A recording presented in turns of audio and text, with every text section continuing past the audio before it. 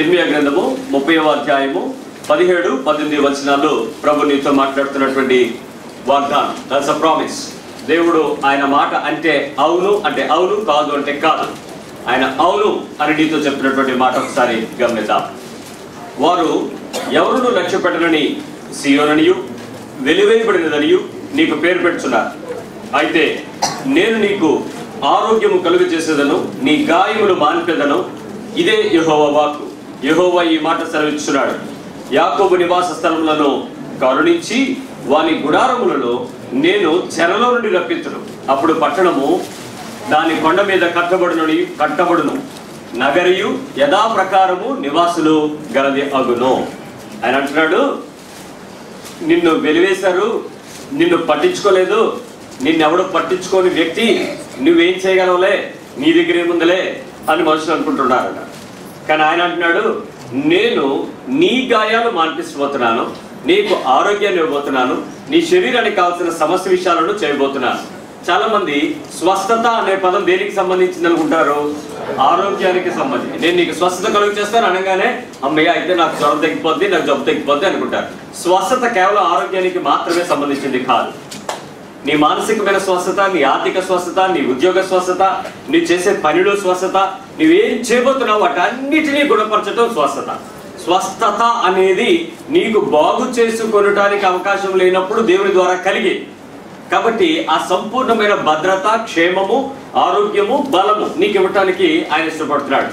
మరి నీ పరిస్థితులు ఏమై ఉన్నాయో, ఎక్కడెక్కడ అవమానపరచబడ్డావో, ఎక్కడ కృంగిపోయి ఉన్నావో, ఏ పరిస్థితులను బట్టి ఎదురు చూస్తూ అవి ఆశించట్లేదని దిగులు పడుతున్నావో, ఎక్కడ విడిచిపెట్టబడిన పరిస్థితులు అయి ఉన్నాయో, వెలివేయబడిన అనుభవం నీకుందో, ఆ ప్రదేశంలో దేవుడు అంటున్నాడు, లేదు నేను నిన్ను వదిలిపెట్టదలుచుకోలేదు, నేను నిన్ను పట్టుకోబోతున్నాను, నీకు ఆరోగ్యం ఇస్తాను, నీ గాయాలన్నీ మారిపోతాయి, నువ్వు ఎక్కడెక్కడ బాధపడ్డావో ఆ బాధలన్నీ మారిపోతాయి, ఎక్కడెక్కడ అవమానపరచబడ్డావో ఆ బాధంతా మారిపోద్ది.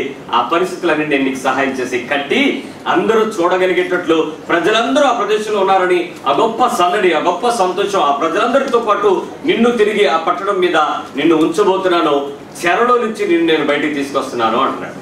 ఏ చెర అయితే నీకుందో, ఏ పరిస్థితులు అయితే బంధించబడినాయో, ఏ పరిస్థితుల నుంచి బయటికి రావడానికి అవకాశానికి ప్రయత్నం చేస్తూ నువ్వు అవకాశం లేదని నువ్వు అనుకుంటున్నావో, ఈ రాత్రి దేవుడు నిన్ను చెరలో నుంచి విడిపిస్తున్నాడు. ఒకసారి చెప్పండి ఎవరికైనా. నీ బద్ధకాలు విడిపోతున్నాయి, నిన్ను దేవుడు తిరిగి కట్టించబోతున్నాడు.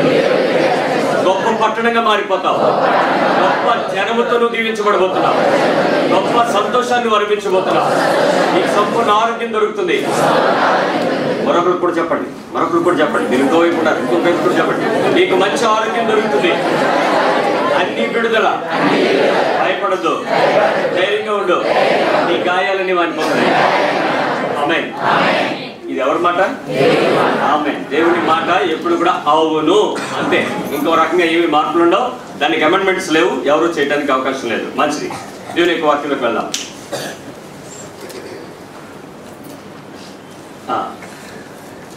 ప్రభు యేసుక్రీస్తు వారి శక్తి కలిగిన నామములో కూడి వచ్చిన ప్రతి ఒక్కరికి ప్రత్యేకమైన వందనాలు చెల్లిస్తున్నాను.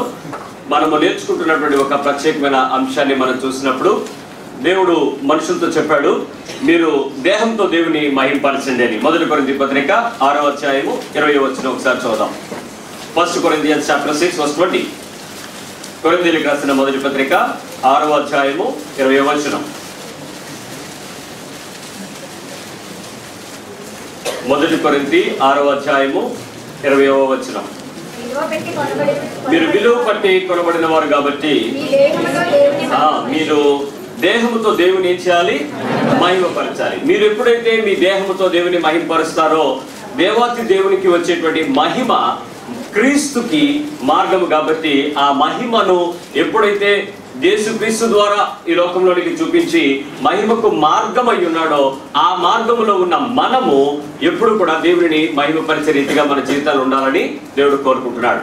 ఆ విషయంలో మనం నేర్చుకున్నటువంటి ప్రత్యేకత చూసినప్పుడు, మనం చేసే పనులు అనేక చోట్ల దేవునికి మహిమ తీసుకురాకపోవటం వలన మనము క్రీస్తు ద్వారా మహిమను పొందలేకపోతున్నాం. మన క్రియలలో చాలా దినాలలో అసభ్యకరమైన, అసహ్యకరమైన అనేక పద్ధతులు, దేవునికి అంగీకారం కానటువంటి పద్ధతులు, ఆచార సాంప్రదాయ పద్ధతులు, ఇరుక్కుపోయిన పద్ధతులు దేవునికి అవమానం కలిగిస్తున్నాయని మనం విన్నాం. అందులో మొదటి భాగముగా మనము దేవుని ఎదుట పుట్టినరోజులు జరుపుకోవటం అనే విషయాలలో ఎలాంటి ఇబ్బందులు ఎదుర్కొంటున్నాం. అలాగే వివాహ విషయంలో ఏ పద్ధతుల్ని అనుభవించాలి, ఏ పద్ధతిలో వివాహం జరగాలి, ఆ వివాహానికి సంబంధించిన వేడుకను దేవుని పక్షంగా ఎలా ఉండాలి అనే విషయాన్ని నేర్చుకున్నాం. మరి మూడవ ప్రాముఖ్యమైనటువంటి విషయాన్ని ఈరోజు మనం నేర్చుకోవడానికి ప్రభు సిద్ధపడుతూ ఉన్నాడు. గమనించినట్లయితే మరి మ్యారేజ్ డే అనేది చాలా పెద్ద ప్రాముఖ్యమైన విషయమా అని మీరు అనుకుంటే బైబిల్లో నిజమైన ప్రాముఖ్యమైన విషయం అనే చెప్తాను నేను. ఎందుకనంటే బైబిల్ చెప్తుంది గుణవతి అయిన భార్య దొరుకుట ఏంటట అరుదు అన్నాడు. అంటే ఉండదనా? ఉంటది, బట్ ఏంటది రేర్. అందుకని చాలా మంది మధ్యలో ఏం చేస్తున్నారంటే పాస్టర్లు కుటుంబాలు దేవుని సేవకులుగా పిలువబడుతున్న దైవ సేవకులు సంఘ కాపరులు కూడా ఫోటో ఆల్బమ్లు పెట్టి అరుదైన దాన్ని వెతికిస్తున్నారు. వీళ్ళే మీరు కంగారు పడకండి, మాకు 1200 కట్టండి, 2000 కట్టండి, 5000 కట్టండి, మీకు అమ్మాయిని ఎదుగుతాం అబ్బాయిని ఎదుగుతామని బ్రోకర్ పనులు వీళ్ళే చేసేస్తున్నారు. అయితే అరుదైనది వీళ్ళకి ఎలా దొరుకుద్ది? దొరకదు. అందుకే చాలా మంది ఏమంటారంటే భార్యని భర్తని వెతకాల్సి వచ్చినప్పుడు దేవుని చిత్తం కనిపెట్టి మరి ఇది దేవుని చిత్తం అయితే మేము పెళ్లి చేసుకుంటామండి మీరు చెప్పండి అని దేవుని చిత్తానికి అడ్వాన్స్ అవుతూ ఉంటారు. బైబిల్లో చాలా విషయాల్లో దేవుని చిత్తాలు తెలియపరచబడే పద్ధతులునే కానీ భార్యను భర్తను సెలెక్ట్ చేసుకోవడం దగ్గర దేవుని చిత్తం లేదు. మరి ఎందుకు ఇవ్వలేదు అని అంటే బైబిల్ స్పష్టంగా చెప్తుంది. ఏంటంటే నువ్వు మంచి భార్యగా ఎలా ఉండాలో నేర్చుకోవటమే సంఘంలో నువ్వు నేర్చుకునే పని. మంచి భర్తగా ఎలా ఉండాలో సంఘంలో నువ్వు నేర్చుకునేటువంటి పని. మంచి భర్త ఇక్కడ ట్రైన్ అప్ అవుతాడు సంఘంలో, మంచి భార్య సంఘంలో ట్రైన్ అప్ అవుతుంది. అప్పుడు ఆటోమేటిక్ గా ఇద్దరు ఎలా ఉంటారు? మంచి భార్య భర్తలు అవుతారు. మరి దేవుని చిత్తం లేదు ఇంకా. కాబట్టి ఒకవేళ భర్త ఎప్పుడైనా అంటే పురుషుని స్థానంలో ఉన్న వ్యక్తి దేవునికి అంత దగ్గరగా లేని వ్యక్తి అనుకోండి, స్త్రీకి ఎలాగో 3 బలాలు ఉన్నాయి. 1 మోకాళ్ళ బలం, 2 నడికట్టు బలం, 3 చేతులెత్తు బలం. ఈ 3 బలములు ఉపయోగించి భర్తను దేవుని దగ్గరికి తెచ్చుకోలేదా? తెచ్చుకోగలరు. అలాగే అవిధేయురాలైనటువంటి భార్య ఉంది అనుకోండి, భర్త ఏం చేయొచ్చు? ఈ 3 బలాలకు ఇంకొక అడిషనల్ ఉంది, నీకు ఉపవాస బలం ఉంది. కాబట్టి మరి 3 బలాలు మోకాళ్ళ బలం, నడికట్టు బలం, చేతులెత్తు బలం, ఉపవాస బలం, 4 బలాలు ఉపయోగించి భార్యని దారిలో తెచ్చుకోలేరా? తెచ్చుకోవాలి. కాబట్టి ఇది దేవుని యొక్క కృప. కాబట్టి ఇక్కడ దేవుని చిత్తం ఎందుకు? అందుకని ఎలాంటి అమ్మాయినా కావాలి అనేది సెలక్షన్ వదిలేసి ప్రభు నువ్వు ఎవరిని పంపించినా నా జీవితంలో నేను మంచి భర్తగా ఉంటానని భర్తలు పురుషులు మంచి భార్యగా ఉంటానని స్త్రీలు అనుకున్నారు అనుకోండి, ఖచ్చితంగా అది అరుదైనది దొరికిపోతుంది, సంఘంలోనే దొరికిపోతుంది. కాబట్టి మీరు తొందరపడి ప్రయాసపడి బస్ స్టాండ్ల అమ్మటి తిరక్కండి, బ్రోకర్ల అమ్మటి తిరక్కండి. దేవుడు మీ చిత్తానికి కావాల్సినట్లు మీ హృదయానికి దగ్గరగా మీ కుటుంబానికి ఆమోదయోగ్యంగా మీ తల్లిదండ్రులను ప్రేమించి ప్రేరేపించి వాళ్ళ ద్వారా నీ చేతుల్లోకి తీసుకొచ్చి ఆ మంచి భర్తను మంచి భార్యను నీ కుటుంబ జీవితానికి కడతాడు. కాబట్టి ఆ మ్యారేజ్ చేసుకున్న తర్వాత మనుషులు ప్రతిరోజు కూడా ఆనందిస్తూ, ప్రతిరోజు ఆ ప్రేమించుకుంటూ, ప్రతిరోజు ఆ కొత్తదనాన్ని ఆస్వాదిస్తూ ఉండేటప్పుడు సంవత్సరం గడిచిపోయిన తర్వాత వాళ్ళకి ఇంకొక రోజు ఏమైనా వస్తుంది ఏంటండి? లేదు. ఎందుకు? ప్రతిరోజు ప్రేమలో పడుతూ ఉండడమే వివాహ వ్యవస్థ. సో ఇంకా ప్రత్యేకంగా యానివర్సరీ అయినా సరే ఏవి ప్రత్యేకంగా ఏవి ఉండవు. ఆ రోజు సెలబ్రేట్ చేసుకోవడానికి ఒక ఇన్సిడెంట్ ఏమీ నీకు దొరకదు. కాబట్టి గుర్తుంచుకోండి, ప్రత్యేకంగా యానివర్సరీస్ అయితే ఏమీ లేవు.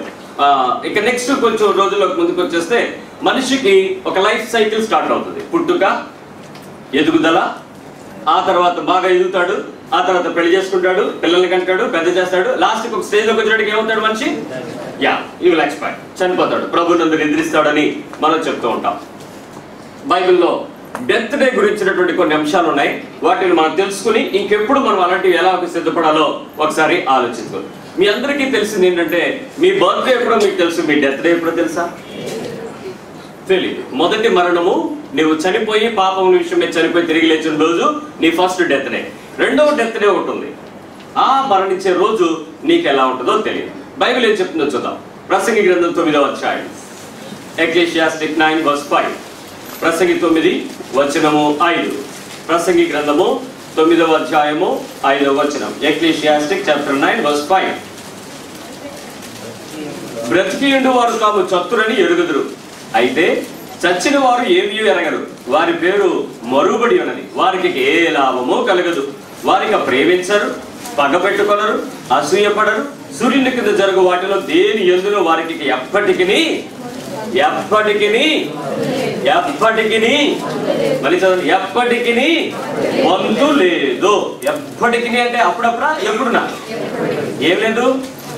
వారికి పార్టేక్ చేసుకోవడానికి ఏ మాత్రం వంతు భాగము లేదు. ఎప్పటికీ లేదని చెప్పండి ఒకసారి గట్టిగా. మీ టైంలో లేదు, మీ పిల్లల టైంకి వచ్చేటప్పుడు కూడా, ఆడపిల్లల టైం కూడా ఇంకెప్పటికీ లేదా? నేను చెప్పట్లేదు, ప్రసంగి చెప్తున్నాడు. ఎప్పుడైనా ఉందా? ఎప్పటికైనా లేదా? ఒకసారి చెప్పండి, ఎప్పటికీ లేదు. రైట్. 115వ కీర్తన 17వ వచనం. Psalm 115:17. 115 వచనము 17. మృతులు 115వ కీర్తన 17వ వచనం. మృతులను మౌన స్థితిలోనికి దిక్కుపోవారును యెహోవాను స్తుతింపరు. ఎవరు స్తుతించరు? Dead people can praise God. ఎవరు స్తుతించగలరా? చనిపోయిన వాళ్ళు. ఏమండి స్తుతించగలరా? మరి ఎవరు స్తుతిస్తారు? చచ్చిపోయిన వాళ్ళ దగ్గర మనం స్తుతిస్తాం. కానీ ఆ చచ్చిపోయిన వాడు మాత్రం మనతో పాటు ఏ రకమైన రాగము, తాళము, మ్యూజిక్ మార్చు, స్కేల్ పెట్టు ఏముండవు. ఎందుకు? వాళ్ళు స్తుతించగలరా? లేరు అని బైబిల్ చెప్తుంది. 116వ కీర్తన 15:15. యెహోవా యందు భక్తుల మరణము ఆయన దృష్టికి విలువ కలది. సమాధుల దగ్గర ఈ పేరు రాసి ఉంటే ఎక్కువ ఈ వాక్యం చదువుతూ ఉంటాం. 116:15లో ఏముంది అక్కడ చూడండి. యెహోవా భక్తుల మరణం. ఎవరి మరణం? ఎవరు భక్తులు? భక్తి చేసేవారు. అలా భక్తి పద్ధతులతో దేవుడు కోరుకున్న భక్తి విధానపు జీవితాలలో చనిపోతే వారి విషయంలో అనే విషయం ఇక్కడ రాయబడుతుంది. సరే, ఈ జీవిత చక్రంలో పుట్టుక, పిల్లలు, యవ్వనం, కౌమారం, ప్రౌఢదశ, ముసలి దశ, మరణము, ఈ సైకిల్ కంటిన్యూ అయ్యేటప్పుడు బిగినింగ్ బర్త్ అయితే ఎండింగ్ డెత్. ఇది కదా life span, birth and death. ఈ మధ్యలో ఉండేటువంటి పోరాటాల్లో మనుషులు జీవించే విధానాలు ఎలా ఉంటాయో ఒకసారి ఆలోచిద్దాం. మనిషి జీవించే విధానం చాలా ప్రాముఖ్యంగా 4 ముఖ్య అంశాలు కలిగి ఉండాలి. మొదటిది ఏంటంటే రక్షణ పొందుకొనుట ప్లస్ జీవించుట. నోట్ చేసుకోండి, మీకు అర్థమవుతుంది. నెంబర్ 1, రక్షణ పొందుట ప్లస్ జీవించుట. ఏమంటే మీరు ఎప్పుడు రక్షణ పొందుకున్నారు? అది ఎప్పుడో చిన్నప్పుడే. మరి ఇప్పుడెందుకు మీరు సినిమాల్లో కనపడ్డారు? అది అప్పుడు, ఇప్పుడు మామూలే. అంటే ఏమైంది? రక్షణ పొందారు కానీ ఏం లేదు, జీవితం లేదు. రక్షణ పొందితే సరిపోదు, రక్షణతో పాటు నీకేముండాలి? జీవితం కలిగి ఉండాలి. ఇది దేవుడు కోరుకుంటున్నాడు నీలో నుంచి. రెండవది, రక్షణను పంచుట, ఆత్మలను సంపాదించుట. చాలా మంది నీకున్నటువంటి రక్షణ నా వరకే ఉంచేసుకుంటాను, నేను ఇంకెక్కడికి ఎవరికి పంచను. నేను రక్షించబడ్డాను చాలు, ఇంకా అమ్మ ఎవరికైనా చెప్తే ఎందుకు వచ్చిన గొడవలే, ఆడు నువ్వెందుకు మాత్రం మారిపోయమంటారు, లేకపోతే నన్ను వెనక్కి వచ్చేయమంటారు, ఏవో 1,00,000 కారణాలు చెప్పేసుకుని నా రక్షణను పంచకుండా ఉండడం ప్రమాదమే. రెండవది, ఆత్మలను సంపాదించకపోయినా ప్రమాదమే. అంటే నశించిపోతున్న అనేక ఆత్మలను దేవుని యొక్క పద్ధతి ఏంటంటే ఒక నోటి ద్వారా ఒక చెవికి సువార్త ప్రకటించడం, మ్యాన్ టు మ్యాన్ సువార్త ప్రకటించడం దేవుని ఉద్దేశం. లేకపోతే ఆకాశంలో ఒక వార్త రాసిచ్చేసి చూసిన వాళ్ళందరూ బూదిగెత్త వాసులారా రక్షణ పొందిన ఒక పదం అక్కడ చూపించేస్తే అందరూ రక్షణ వచ్చేదా? వచ్చేయగలరు. దేవుడు చేయలేదా? చేయగలడు. కానీ రక్షణలో భాగస్వామ్యం నిన్ను కలిపాడు, నీ వలనే ఆ రక్షణ యొక్క సంపూర్ణత అనేది జరుగుతుందని గమనించాలి. కాబట్టి రక్షణను పంచాలి, ఆత్మల్ని సంపాదించుకోవాలి. మూడవది ఏంటంటే మన పరుగుని, మన పోరాటాన్ని ముగించుకునేంత వరకు కొనసాగాలి. మధ్యలో విడిచిపెట్టి వెళ్ళిపోవటానికి కుదరదు, చనిపోవటానికి కుదరదు, వదిలేయటానికి కుదరదు. దీన్ని నువ్వు ఎలాగైనా ఫైట్ చేస్తూ ఉండాలి. అంటే పరుగు, పోరాటం కొనసాగించాలి, సాక్ష్యపు జీవితం కలిగి ఉండాలి, సాక్షిగా ఉండాలి. ఇది గుర్తుపెట్టుకోండి. రక్షణ యొక్క విశ్వాసపు విలువలు పొందుకొని పంచుకుంటూ పోరాటాల మధ్యలో కొనసాగుతూ మధ్యలో విడిచిపెట్టి వెళ్ళడానికి 80% నాగలిని చేసి వెనక్కి తిరగచ్చా? తిరగకూడదు, వెళ్ళడానికి వీలేదు. అలాగే ప్రయత్నం చేసుకుంటూ సాక్ష్యపు జీవితం, సమాజంలో మన గురించినటువంటి ఒక ముద్ర, చక్కటి సాక్ష్యాన్ని కలిగి ఉండాలి. నాలుగోది ఏంటంటే సిద్ధపడాలి, మరణించాలి. ఇవి భూమి మీద జరగాల్సిన విషయాలు. నాలుగోది సిద్ధపడుట ప్లస్ మరణించుట. నేను మళ్ళీ చెప్తున్నాను, రక్షణ పొందుట ప్లస్ జీవించడం. నెంబర్ 2, రక్షణ పంచుట ప్లస్ ఆత్మల సంపాదన. నెంబర్ 3, పరుగు లేక పోరాటం కొనసాగించుట ప్లస్ సాక్ష్యపు జీవితం కలిగి ఉండుట. నెంబర్ 4, సిద్ధపడుట ప్లస్ మరణించుట. ఇది ఈ 4 రకాల జీవిత అనుభవంలో భూమి మీదకి వచ్చేవాడికి అందరికీ ఏం చెప్తాడంటే యాత్ర కోసం వచ్చామంట. ఎందుకు వచ్చాం? టూర్కి వచ్చాం. టూర్కి వచ్చినప్పుడు ఎవరైనా ఇక్కడ నేను ఎక్స్కర్షన్ కి తీసుకుని వెళ్తాను, మీ అందరూ కూడా మనిషికి ఒక 100 రూపాయలు కట్టడం చాలు, మిమ్మల్ని ఊటీ, కొడైకెనాల్, ముస్సూరి, ఇంకా జమ్మూ కాశ్మీర్, ఇంకా చుట్టుపక్కల ఇప్పుడు బాగుంటుంది, మంచిగా మంచు పడుతుంది, అన్ని ప్రదేశాలు 100 రూపాయలు కట్టండి, మిమ్మల్ని తీసుకుని వెళ్ళి తీసుకొస్తాను, ఓ 4 రోజులు మిమ్మల్ని ఏమి ఇబ్బంది లేకుండా అన్ని నేనే చూసుకుంటానని అనుకోండి. వస్తారా? వస్తా. మీరు ఆ ప్రదేశంలోకి వచ్చేటోడికి మీరు ఎంజాయ్ చేస్తారా? బిగిసిపోయి ప్రార్థన చేస్తారా? ఏం చేయాలి? ఎంజాయ్ చేయాలి. యాత్రకి వచ్చిన వాళ్ళు, టూర్కి వెళ్ళిన వాళ్ళు మన ఊరు మన ప్లేస్ కాకపోయినా ఎంత హాయిగా ఎంజాయ్ చేస్తాం. ఆనందించి ఆడుకుని పాడుకుని సెల్ఫీలు తీసుకుని గ్రూప్ ఫోటోలు తీసుకుని ఎన్ని మెమరీస్ ఉంటాయో కదా. భూమి మీదకి వచ్చిన యాత్రలో కూడా నువ్వు ఎంజాయ్ చేయడానికి వచ్చావు, నువ్వు ఆనందించడానికి ఉన్నావు. ఈ యాత్ర దినాలన్నింటిలో నువ్వు గొప్ప సంతోషంగా ఉండాలి. అంతేగాని ఏడుచుకుంటూ బాధపడుతూ నొప్పులు చెప్పుకుంటూ బాధలు పంచుకుంటూ నీ జీవితాన్ని బేస్ చేసుకోవాలి. You should enjoy every moment of your life. ప్రతి క్షణము దేవుడితో నువ్వు ఆనందించగలిగిన అనుభవాలు పరిశుద్ధులైన దేవుడు మనకి ఇచ్చాడు. కాబట్టి ఆ జీవితంలో ఆనందపు గడియలలో ఆనందించడమే క్రీస్తు యొక్క సంపూర్ణమైన జీవితం. అయితే ఎలా బ్రతికామో అనేది ముఖ్యం కాదు, కానీ ఎలా మరణించేందుకు నువ్వు నీ జీవితాన్ని సిద్ధపరచుకున్నావు అనేది చాలా ముఖ్యంగా మారిపోతుంది. ఒక మాట చెప్తాను చూడండి. ఈరోజు చాలా మందికి ఒక సోషల్ స్టేటస్ అనేది దేన్ని బట్టి ఏర్పడుతుంది? నీ లివింగ్ స్టైల్ని బట్టియా, స్ట్రక్చర్ని బట్టియా? నువ్వు జీవిస్తున్న జీవిత విధానము గొప్పగా కనపడుతుందా?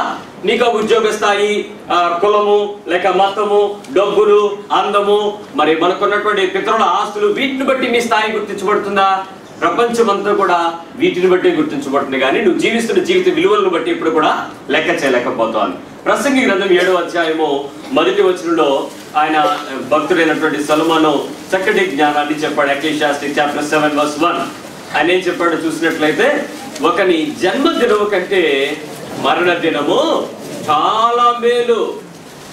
ఎక్లెసియాస్టిక్స్ చాప్టర్ 7:1 ప్రసంగి 7వ అధ్యాయము 1వ వచనం. ఒకని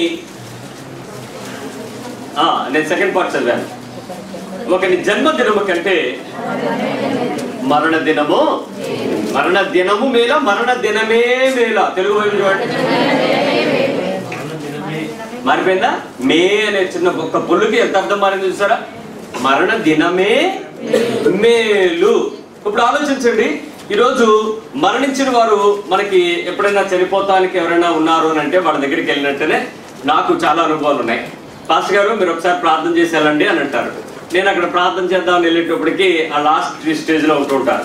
నేను వాళ్ళ ముఖాలకేసి చూస్తుంటే వాళ్ళకి 2 రకాల ముఖాలు కనపడతాయి. ఒకటి పాస్టర్ గారు వచ్చారు బతికేస్తారేమో, 2 పాస్టర్ గారు వచ్చారు కాబట్టి రక్షణ సువార్త విని చచ్చిపోతారేమో. ఈ రెండింటిలోనే ఉంటారు. మరి కొంతమంది ఈ పార్టీ ఆ పార్టీ ఉంటారు. మరి నాకైతే ఒకటే నిరీక్షణ, నేను సువార్త ప్రకటించడానికి వచ్చాను. ఆ చనిపోయే వారికి దేవుని మాట చెప్పడం, పాపపు ఒప్పుకోలుతో ప్రాయశ్చిత్తంగా దేవుని సన్నిధిలో ఆఖరి మాట చెప్పడం. బతుకుతాడు చచ్చిపోతే నాకు సంబంధించింది కాదు. ఎందుకంటే ప్రార్థనకు సమాధానాలు 3 రకాలుగా ఉంటాయి. 1 అవును, 2 కాదు, 3 అప్పుడే కాదు. ఒకసారి చెప్పండి. ఇప్పుడు నేను బతకాలని ప్రార్థన చేశాను, బతికాడు అనుకో, దేవుని సమాధానం ఏంటి? అవును. నేను ప్రార్థన చేశాను బతకాలని, అటు చచ్చిపోయాడు అనుకోండి, అప్పుడు దేవుని సమాధానం ఏంటి? కాదు. 2 ఏం జరగలేదు అనుకోండి, అప్పుడే కాదు. దేవుడు ఎప్పుడో ఇస్తాడో ఆ టైంలో వస్తాడు. అర్థమైందా?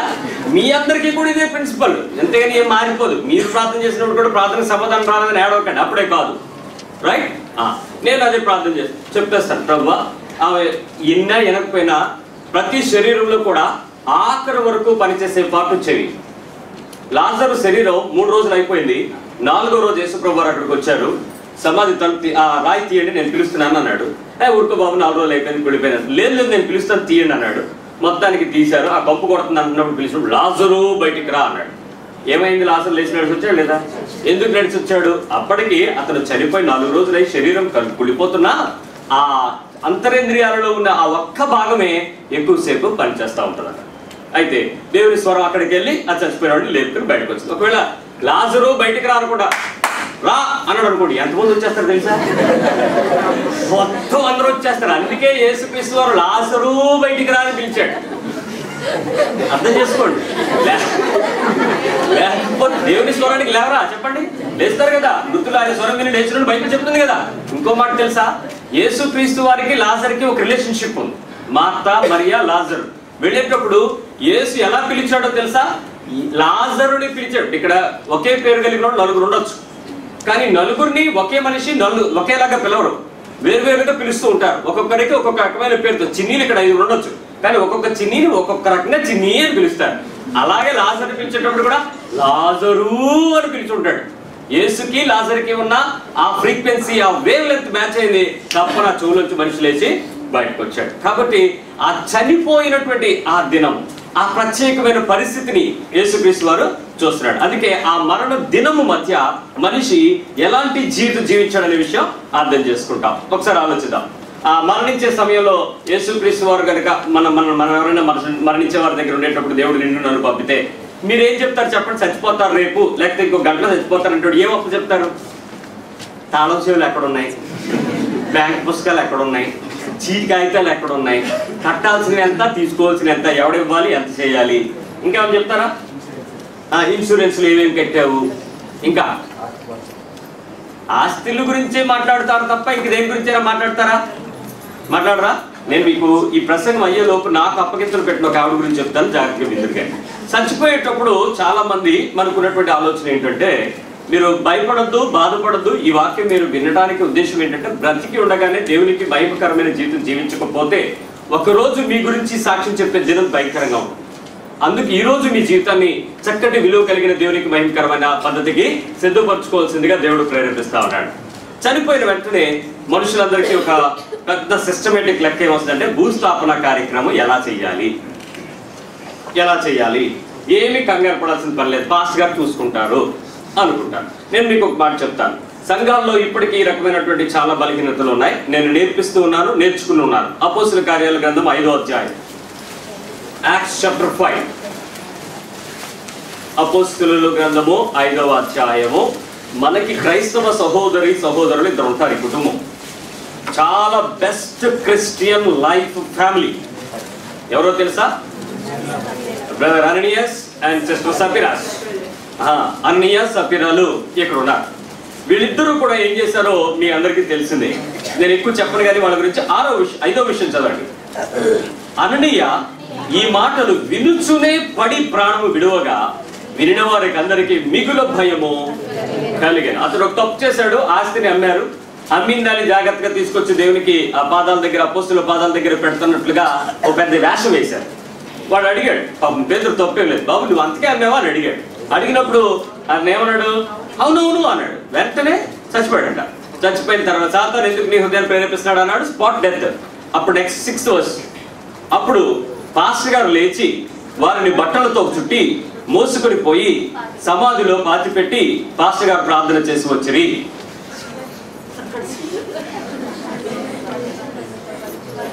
Is it not like that in your Bible? లేదా అలా లేదా బైబిల్లో? లేదా? నేను నాకు ఎలా కనబడుతున్నాయి, మళ్ళీ చూస్తాను. మీ బైబిల్ ఎలా ఉన్నా చూడండి. అప్పుడు పడుచువారు లేచి, పాస్టర్ గారు లేరా, ఫాదర్ గారు లేరా, గౌన్ వేసుకున్న ఫాదర్ గారు రావాల్సిన అవసరం లేదా? ఓకే, మీరు నమ్మరు కదా. 10వ వచనం. పోనీ ఫస్ట్ టైం పాస్టర్ గారు బిజీగా ఉన్నారు, కలెక్షన్ సెంటర్లో ఉన్నాడు కాబట్టి నెక్స్ట్ విషయం ఏం జరిగింది చూద్దాం. వెంటనే ఆమె అంటే సఫీరా అతని పాదముల యొద్ద పడి ప్రాణం విడిచెను. ఆ పొడుచువారు లోపలికి వచ్చి ఆమె చనిపోయిన చూసి ఆమెను మోసుకుని పోయి ఆమె పెనిమిటి వద్ద పాతి పెట్టిరి. ఏం చేశారు చెప్పండి? ఎవరు పాతి పెట్టారు? It's responsibility of the youth of the church. It's not the pastor of the church. Pastor రావాల్సిన పని లేదు. పాస్టర్ గారితో చావుకి సంబంధం లేనే లేదు. ఎవరు చేయాలి? యవ్వనస్తులు, పడుచువారు వెంటనే ఎక్కడైనా చావు వార్త విన్న వెంటనే ప్రదేశానికి పరుగులు ఎత్తుకుని సంఘం అక్కడికి చేరాలి. యవ్వనస్తుల పని ఇది. అంతేగాని యూత్ కార్యక్రమాల్లోని, డెకరేషన్లోని, యాక్టింగ్లోని, స్కిట్లలోని, డ్యాన్స్లోని కాదు ఉండాల్సిన యవ్వనస్తులు. సంఘంలో ఎక్కడైనా దుర్వార్త వినారా పరిగెత్తుకెళ్ళ, అది మీ పని, అది యవ్వనస్తుల పని. చాలా మంది ఒప్పుకోరు. మా భాస్కర్ రాకపోతే ఆ ముట్టుకొని ఎవరు, దాన్ని స్నానం చేయనివరు, సబ్బులు రాస్తారు, ఏవో చేస్తుంటారు. ఏమీ చేయాల్సిన పని లేదు. ముందు యవ్వనస్తులు రెడీ అవ్వాలి. అక్కడ గొయ్యి తీయటానికైనా, మనుషులు మోసుకెళ్ళటానికైనా. దిస్ చర్చ్ యూత్ యొక్క పని. మరి నేను చేసే ప్రదేశంలో చాలా మంది వ్యతిరేకంగా సంఘాలు, సేవకులు మాట్లాడుతున్నప్పటికీ కూడా నేను ఈ వాక్యాన్ని చూపించి వాళ్ళతో చెప్పినప్పుడు వాళ్ళు ఏం మాట్లాడలేదు. కానీ అయినా మనం ఉండాలి బర్రా అన్నాడు. నేను చెప్పాను, నేను 2-3 ప్రదేశాల్లో ఒకే చోట నడిపిస్తున్న సంఘాలు ఉండేటప్పుడు ఒక ప్రదేశం నుంచి ఒక ప్రదేశానికి అంతరం 100-150 కిలోమీటర్ల దూరంలో ఉండేటప్పుడు ఎట్లా అందరూ వెళ్ళి వెళ్ళటం సాధ్యమవుతుంది? అవ్వదు కదా. కాబట్టి ఇది సంఘ కార్యక్రమం కనుక సేవకులు ఉన్నా లేకపోయినా యవనస్తులా పనిచేస్తారని మరి పార్వతీపురంలో ఉన్నటువంటి సంఘస్థులకు కంప్లీట్లీ వాళ్ళకి ఫుల్ ఫ్లెడ్జ్డ్ గా ట్రైన్అప్ చేసేసామండి. ఈ రోజు ఆ ప్రదేశంలో ఎవరైనా చనిపోయారు అంటే అర్ధరాత్రి అవని తెల్లవారవని చర్చలు యవనస్తులందరూ కూర్చుంటారు, 2-3 నిమిషాలు ఆ పనులను చేస్తారు, వాళ్ళు రావాల్సిన వాళ్ళంతా చూస్తారు. ఈ పాస్టర్ గారి వరకు చూడరండి, తీసుకెళ్లి చక్కగా పాతిపెట్టి వచ్చేస్తారు అంతే. ఎవరికి ఏమి ఇబ్బంది పెట్టరు, ఎవరి దగ్గర రూపాయి అడగరు, మాకు డ్రింక్ ఇమ్మని అడగరు, మాకు ఎండుందా నీడుందా అని అడగరు. వాళ్ళకి అవసరం లేదు. ఎందుకంటే దేవుని పనిని దేవుని పిల్లలు ఆ పద్ధతిలో చేయాలి అన్నది దేవుని యొక్క వాక్యం అనేది. కాబట్టి ఇక్కడ చాలా మంది చేసేటువంటి పని ఏంటంటే మంచి పెట్టి పెట్టాలి. ఏం పెట్టాలి? ఏం పెట్టి? సమాధిలో పెట్టడానికి బంగారంతో పెట్టి పెడదాం, ఒప్పుకోరు. మళ్ళీ ఎలాంటి పెట్టి పెడతారు? సన్మైకు, రోజ్ వుడ్, టేక్ వుడ్, రకరకాల పెట్టెలు. ఈ పెట్టెల గురించి చాలా కాలం గొడవలుగా ఉన్నాయి. ఒక విషయం, నువ్వు ఖరీదు పెట్టి ఖర్చు పెడతావా లేక మరణము దేవునికి అంగీకారంగా జరిగే పనిని చేస్తావా లేదా ఆలోచించండి. ఈ మధ్య ఒక పెద్ద డిస్కషన్ ఏమైందో తెలుసా? నాకు కూడా పెద్ద డిస్కషన్ వచ్చేసింది. పాస్టర్ గారు, తెల్లగుడ్డ లోపల వేయాలా, తెల్లగుడ్డ బయట వేయాలా, నల్లగుడ్డ వేసి తెల్లతో సిలువేయాలా లేకపోతే దేనితో సిలువేయాలి? ఇది ఒక పెద్ద డిస్కషన్. పనికి మాలి అసలైందే అని భూమిలో పెట్టేది, దానికి పెద్ద డిస్కషన్, థియరీ, దానికి సిద్ధాంతం. సరే చెప్తాను వినండి. పెళ్లి కాకుండా చనిపోయారు, వివాహము లేకుండా పరిశుద్ధంగా దేవుని పక్షముగా వాడు గనక మరణించినట్లయితే, వివాహము జరగకుండా, గమనించండి మాట చెప్తున్నాను, చనిపోయినట్లయితే పెట్టి చుట్టూ తెల్లటి గుడ్డ వేసి దాని మీద నల్లటి రిబ్బన్తోనో ఎర్రటి రిబ్బన్తోనో సిలువేస్తారు. అదే వివాహము జరిగిన తర్వాత కుటుంబ జీవితం తర్వాత వారు మరణించినట్లయితే మనిషి బయట చెక్క పెట్టిక బయట నలుపు క్లాత్ పైన వేస్తారు. ఇంతేగాని దీనికి పెద్ద సిద్ధాంతాలు ఏం లేవు, కంగారు పడకండి. అంటే ఆ మరణము అది పరిశుద్ధంగా అంటే యవనస్తులా లేకపోతే ప్రభులో ఇంకా వివాహం కాకుండా చనిపోయారా లేదా అని తెలియటానికి ఒక సింబాలిక్ రిప్రజెంటేషన్ తప్ప దాని గురించి పెద్ద విషయాలు ఏమి పోరాటాలు లేవు. ఓకే, ఇంతకీ నేను ఒక పెట్టి చూశాను. ఆ పెట్టి ఖరీదు 70,000 అంట, 70,000 రూపీస్. కాకినాడలో ఒక మ్యారేజ్కి వెళ్ళినప్పుడు 70,000 రూపాయలు పెట్టి అలా ఆలోచించాను. 70,000 రూపాయలు ఈ పెట్టి మళ్ళీ రీయూజబుల్ అని అడిగాను నేను. అంతగా సింగిల్ యూజ్ అని అన్నాడు. ఏంటంటే దానికి స్పాంజ్తో ఒక సీట్లు కుట్టినట్టు కుట్టించారండి. అదొక డెకరేటివ్ బాక్స్ లాగా ఉంది. సరే, లోపల ఏమవుతుంది కొన్ని రోజులకి ఆ శవం. నువ్వు ఎలాంటి పెట్టి పెట్టినా పర్లేదు ఒకటే. సరే, ఎంత గొప్ప ఊరేగింపు చేశావు, ఎంత గొప్పగా నీ జీవితంలో ఆ యొక్క అంతిమయాత్ర జరిగింది అనే దాని మీద ఉంటుందా? ఎంత మంచి బ్రతుకు బ్రతికి నువ్వు ప్రభులో మరణించావు అన్నది గుర్తింపు ఉంటుందా చెప్పండి. కానీ లోకంలో ప్రజలు రెండవ ఆలోచన చేస్తున్నారు. ఆ కార్యక్రమం ఎంత గొప్పగా ఉంది అనేటువంటి ఆలోచనతోనే మనుషులు పనిచేస్తా ఉన్నారు. అది చాలా దురదృష్టకరమైనటువంటి అంశం. అలాంటి పని ఎప్పుడు కూడా చేయకూడదు. యేసుక్రీస్తు వారు మత్తయి సువార్త 8వ అధ్యాయం 22వ వచనంలో సూటిగా ఒక వ్యక్తి యేసుక్రీస్తుని వెంబడించడం గురించి మాట్లాడినప్పుడు ఆయన చెప్పాడు. చూడండి, మత్తయి సువార్త 8వ అధ్యాయము 22వ వచనం, మాథ్యూ 8:22. యేసు అతన్ని చూచి, నన్ను వెంబడించు, మృతులు తమ మృతులను పాతి పెట్టుకున్నాడని. అంటే ఆయన స్పష్టంగా ఏం చెప్పేశాడు? బాబు, మా నాన్నగారు చచ్చిపోయారా అంటే, నాయన నువ్వు ముందు ఫాలో అవ్వాల్సి వస్తున్నట్లయితే నువ్వు dead will bury dead, don't worry, you come up. అంటే మరణించిన తరువాత ఆ వ్యక్తి యొక్క మరణము దేవుని దృష్టికి విలువైనదే కానీ మరణించిన తరువాత జరగాల్సిన ఏర్పాట్లు దేవుని దృష్టికి అంత ప్రధానమైనవి కావు. నన్ను వెంబడించడం చాలా ముఖ్యమైనది అన్నది ఆయన యొక్క ఉద్దేశం.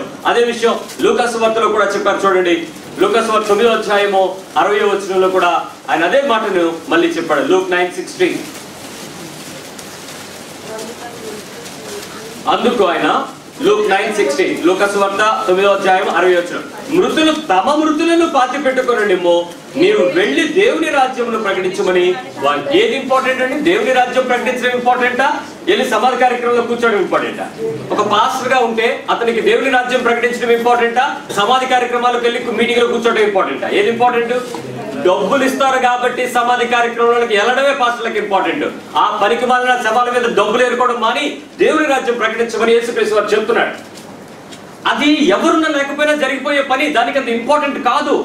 మరణించిన వ్యక్తి యొక్క మరణమే విలువైనది తప్ప తరువాత నువ్వు చేసుకునే ఏర్పాట్లు కానీ, దాని కొరకు నువ్వు పడే తిప్పలు కానీ, దానికి కావాల్సిన డెకరేషన్లు కానీ, హంగామా కానీ ఏది అంత ప్రాముఖ్యమైన విషయం కావని యేసుక్రీస్తు వారు ప్రత్యేకంగా ఆ విషయంలో చెప్పారండి. 11వ అధ్యాయం లూకా సువార్త 11వ అధ్యాయం 44వ వచనంలో శాస్త్రులు పరిశీలన గురించి ఆయన విమర్శిస్తూ ఈ మాట స్పష్టంగా చెప్పాడు. చూడండి, లూకా సువార్త 11వ అధ్యాయం 44వ వచనం. లూక్ 11:44. దయచేసి మీరు లేఖనాలు తీయండి. రేపు పొద్దున మిమ్మల్ని ఎవరైనా డిస్కస్ చేసేటప్పుడు మీరు ధైర్యంగా సంఘంలో దేవుని వాక్యం పట్టుకుని మీరు సమాధానం చెప్పవచ్చు. లూకా 11:44. అయ్యో, ఆ పదానికి ముందు ఆ భావం చాలా బాధగా ఉంటుందండి. అయ్యో అయ్యో అయ్యో అని చెప్తాను ఈ పదాలని. నేను అయ్యో అన్నాడు. అయిని ఏమన్నాడు? మీరు కనబడిన సమాధులు ఉన్నారు, వాటి మీద నడుచు మనుషులు అవి సమాధులని. అంటే ఏంటంటే ఒక మనిషి మరణించిన తర్వాత ఆ మరణించినటువంటి వ్యక్తి యొక్క సమాధి అక్కడ ఉంది అని గుర్తించబడలేనటువంటి మనుషులు అన్నమాట. అసలు ఇక్కడ పలానా వాడు చచ్చిపోతే పాతి పెట్టారా అని కూడా చెప్పుకోలేనంత జీవితం అది. అలాంటి మరణాన్ని, అలాంటి తొక్కే సమాధుల్ని పెద్ద పట్టించుకోవాల్సిన పని లేదని చెప్పినాడు. అంటే ఒక మనిషి సమాధి చేయబడిన తర్వాత లేక కూర్చోబడిన తర్వాత ఆ ప్రదేశానికి ఒక ప్రాముఖ్యత వచ్చింది అని అంటే ఆ మనిషి బ్రతికినప్పుడు ఎంత ప్రాముఖ్యత ఉందో దాన్ని బట్టి అర్థమవుతుంది. అది లేదు అనుకోండి, మామూలుగా నువ్వు దేని మీద నడిచినా కూడా అది గుర్తించబడనది, అది పెద్ద పట్టించుకోక్కర్లేదని చెప్తున్నాడు. అయితే మరి ఇంతకు మునుపు దినాలలో అంటే ఓల్డ్ టెస్టిమెంట్ కాలంలో చాలా మంది ఈ మోర్న్ డేస్ అంటే దుఃఖ దినాలు చనిపోయేవారు. ముఖ్యంగా 30 రోజుల నుంచి 6 నెలలు కూడా ఏడ్చిన వాళ్ళు ఉన్నారు. బాగా దుఃఖపడి చేసేవారు. అయితే దేవుని యొక్క వాక్యం చెప్పింది లేవికాండము 19వ అధ్యాయము 28వ వచనం ఒకసారి చూద్దాం. లేవికస్ 19:28 అనుకుంటా. ఒకసారి లేవికాండం 19వ అధ్యాయము. ఇక్కడ చచ్చిన వారి గురించి ఏమేం చేయకూడదో చెప్తాడు. 19:28 లూకా సువార్త 19:28 రైట్. చచ్చిన వారి కొరకు మీ దేహాన్ని ఏం చేయకూడదు? చీరుకోకూడదు. నెక్స్ట్ పచ్చబొట్లు దేహం మీద. అంటే ఇప్పుడు రోజుల్లో టాటూలు వచ్చేసినాయి. టాటూలు రిమూవబుల్, నాట్ రిమూవబుల్ ఉన్నాయి. అలా కాకుండా ఇంతకు మునుపు దినాల్లో గుర్తింపు కోసం ఏం చేసుకున్నారు? వాళ్ళ అమ్మ చచ్చిపోయినాడు, ఇంకేమవుతుంది? ఇక్కడ అమ్మ ఉండిపోద్ది, అమ్మ చచ్చిపోదు, ఎక్కడే ఉండిపోద్ది. అలా చచ్చిపోయిన వాళ్ళ గురించి ఆ పేర్లు పట్టుకోవచ్చా? వేసుకోకూడదు అని చెప్పాడు. అంటే వాళ్ళకి సంబంధించినటువంటి గుర్తుగా ఏది నువ్వు ఉంచుకోవాల్సిన అవసరం లేదు అని ఆ విషయం బైబిల్ స్పష్టంగానే చెప్తుంది. అయితే చాలా మంది తెలియక కొన్ని పనులు చేస్తూ ఉంటారు. వాళ్ళు చేసేటువంటి పనులు ఎలా ఉంటాయంటే చనిపోయిన తర్వాత మంచి ఫోటో కట్టిస్తారండి, పెద్ద ఫోటో కట్టిస్తారండి. ఆ పెద్ద ఫోటోకి 3 రోజులకు ఒకసారి 4 రోజులకు ఒకసారి దండలు మారుస్తుంటారండి. ఓడిపోతుంటాయి కదా మరి పూలు వేస్తే. కొంతమంది ఓడిపోని దండలు వేసేస్తూ ఉంటారు. అవి ఎండిపోయి అలాగే ఉండిపోతాయి. ప్లాస్టిక్వి లేకపోతే ఆర్టిఫిషియల్వి ఖాదీ కద్దర్లో దొరుకుతుంటాయి, అవి వేసేస్తుంటారు. అలా దండలు వేసుకుంటూ ఉంటారు, వాటిని గుర్తించి పెట్టుకుంటారు. మరి చాలా మందికి ఒక పెద్ద బలహీనత కూడా ఉంటుంది. అది ఏంటంటే వారికి దీపాలు కూడా వెలిగించి అగరత్తులు కూడా పెడుతూ ఉంటారు. మీరు ఏమైనా బాగా ఇష్టమని వండుకున్నారు అనుకోండి, అక్కడికి వెళ్ళి ఒకసారి చూపించి తినేస్తూ ఉంటారు, లేదా పెడుతూ ఉంటారు. సాయంత్రం వరకు నుంచి తర్వాత వాళ్ళు తినేసి ఉంటారు, లేకపోతే తినేసుకుంటూ ఉంటారు. సమ్ టైమ్స్ వాళ్ళు ఏం చేస్తుంటారంటే ఈ పనులు ఇవి బయట వాళ్ళు చేస్తారని మీరు నవ్వుతున్నారు కదా, కాదు, క్రైస్తవులు చేస్తారని నేను చెప్తున్నాను. క్రైస్తవ ఆచారాలలోనే ఇలాంటి మూర్ఖపు పనులు చాలా ఉన్నాయి, చాలా చేస్తూ ఉంటారు. మరొక విషయం తెలుసా, వాళ్ళకి సంబంధించినంత వరకు వాళ్ళ ఫోటో ఏదో ఒకటి మన పర్సల్లో దాచుకుని అప్పుడప్పుడు ముద్దెట్టుకుని మా అమ్మ, మా నాన్న, మా తాత, మా ముత్తాత, మా కొడుకు, మా కూతురు ఏదో ఒక గుర్తింపు ఒకటి లోపల పెట్టుకోవటం, ఉంచుకుంటూ ఉంటారు. మీరు చూస్తూ ఉంటే కొంతమంది కంప్యూటర్ డెస్క్టాప్స్ మీద స్క్రీన్ సేవర్గా వాళ్ళ ఫోటోలు ఉంటాయి. నేను ఎవరండి అని అడిగి, మా తాతగారండి. ఈడున్నట్టు ఇక్కడ అంటే అదే గుర్తుగా మర్చిపోకండి అని. నువ్వు మర్చిపోతావేమో, మర్చిపోయేంత జీవితం అనేది అలా అయితే ఎలా అవుతుంది? ఎందుకు మర్చిపోతావు? మీ తాతగారు నువ్వు ఎలా మర్చిపోతావు? నువ్వు బతుకున్నావు అంటే మీ తాత చచ్చిపోయి ఉండాలి, రూల్ అది. సో నిబంధనలకు మార్చడానికి అవకాశం లేదు. నువ్వు దాన్ని మర్చిపోకుండా నువ్వేవో పనులు ఈ సెల్ ఫోన్లో ఆ టెలికాతలు ఉండే వాల్ పేపర్లు ఈ పద్ధతుల్లో చాలా మంది చాలా చిన్న థింగ్స్ చేస్తాను. నేను మొన్న ఎవరి గురించి వెతుకుతుంటే ఒక ముస్లమ్మ ఫోటో కనపడతా ఉంది, పేరు చూస్తే చర్చిలో అబ్బాయి. ఈ ఆవిడెవర్రా బాబు, ఈవిడెవరిని చర్చిలో చూడలేదు, పేరు చూస్తే మగపిల్లలాగా ఉన్నాడు, ఆడి ప్రొఫైల్ అంతా మగపిల్లడు. మొత్తానికి డౌట్ వచ్చి చాట్లో తను అడిగాను, ఇందుకు నువ్వెవరో బాబు అని. అన్నా నేనన్నా అన్నాడు. ఈ బామ్మ ఎవర్రా? మా అమ్మ అన్నాడు. ఆడికి బాగా అమ్మమ్మ వీడు పెంచిందంట, అందుకని ఏ ఫోటో పెట్టినాడు చచ్చిపోయినాక వీడి ప్రొఫైల్ పిక్ అది పెట్టుకున్నాడు. జాగ్రత్త, అనవసరమైన విషయాలు చెయ్యకూడదని చెప్తుంటే దాన్ని చేసి దేవుని ఎదుట తప్పు చేయకండి. అది చాలా సార్లు మనం వారిని మూల పెట్టడం ఇలాంటి పనులేమి చేయాల్సిన పని లేదు. అలాంటివి చేయడానికి ఎప్పుడు కూడా ప్రయత్నం చేయకండి. మరొక విషయం మీతో చెప్పాలి, వారి యొక్క ఆశయాలను మీరు కొనసాగించండి, ఇది మంచిది. వారి ఆశయాలు ఏమున్నాయో వాటిని కొనసాగించండి, వాళ్ళ దర్శనాలు ఏమున్నాయో వాటిని కొనసాగించండి, వారి సంకల్పాలు ఏమున్నాయో వాటిని కొనసాగించండి, వారికి ఉన్న ప్రణాళికలు ఏవి ఆగిపోయే వాటిని మీరు కొనసాగించండి నెక్స్ట్ జనరేషన్గా. అంతేగాని వాళ్ళ బొమ్మల్ని, వాళ్ళ శిలా ఫలకాలని, వాళ్ళ పేరు మీద బస్ స్టాండ్లని, నూతుల్ని తూగించమాకండి. అవి అంత అవసరాలు కావు. దేవుని పద్ధతి వేరుగా ఉంది. ఆ విషయం కొరకు మనిషి జీవితం ద్వారా దేవుని మహింపరచడానికి ఇష్టపడాలి. సరే, చచ్చిపోయిన వ్యక్తికి ఇష్టమైనవి చేయొచ్చా చేయకూడదా, ఇది ఒక పెద్ద ప్రశ్న. వాళ్ళకి ఇష్టాలు ఉండిపోతాయి కదా, ఇష్టాలు చేయొచ్చా చేయకూడదా, ఇది 5వ ఆచారం. అబ్సల్యూట్లీ హిందూ సాంప్రదాయ పద్ధతిలో చేసే పని. మనం ఎవరిని కూడా చేయడానికి వీల్లేదు. ఎందుకంటే వారికి చేసే పని ఎలా ఉంటుందో చెప్తాను. మనిషి చనిపోతారు కదా, చనిపోయిన తర్వాత డేస్ లెక్క పెడతారండి. 3వ రోజు, 5వ రోజు, 7వ రోజు, 9 లేక 11. 11వ తారీఖు పెద్ద కర్మ. ఆ రోజు ఏం చేస్తారంటే అందరినీ పిలిచి పిండం పెడతారు. చనిపోయిన తర్వాత వాళ్ళకి కొంచెం వండి అవన్నీ తీసుకొని పెడతారు. పెట్టేసినప్పుడు దాన్ని ఎవరు తినాలి తెలుసా? కాకి తినాలి. తినకపోతే తినేంత వరకు ఓపిపెట్టి అక్కడ ఎండలోనూ బోన్లోనూ కూర్చొని ఉండాల్సిందే. ఏమిటనుకుంటారంటే వాళ్ళ పితరుల ఆత్మలు పక్షుల్లో దూరాయి. దాని రూల్ అది. ఆ పితరుల ఆత్మల పక్షుల్లో నుండి అవి వచ్చి మీరు పెట్టినటువంటి ఆహారాన్ని ముట్టినట్లయితే నీవు చేసిన కర్మకాండ క్రియ వాళ్ళు అంగీకరించారు, వారు కూడా పితరుల దగ్గరికి వెళ్ళిపోయారు. ఎవరు? ఫ్రెష్ గా చనిపోయిన క్యాండిడేట్ వాళ్ళ దగ్గరికి చేరిపోయింది. లేకపోతే గాలి ఉండిపోయి ఎంత ప్రమాదం చూడండి కదా. అందుకని మరి కోడిని తిన్నవారు కుక్కకు పెట్టరు, కాకి తినాలి. దాంట్లో 2 రకాలు ఉన్నాయండి, వంత కాకి, మామూలు కాకి. అంటే నల్ల కాకి ఒకటి ఉంటుంది కదా, అది తింటే మళ్ళీ బాధలకి మళ్ళీ మామూలు కాకి రావాలి.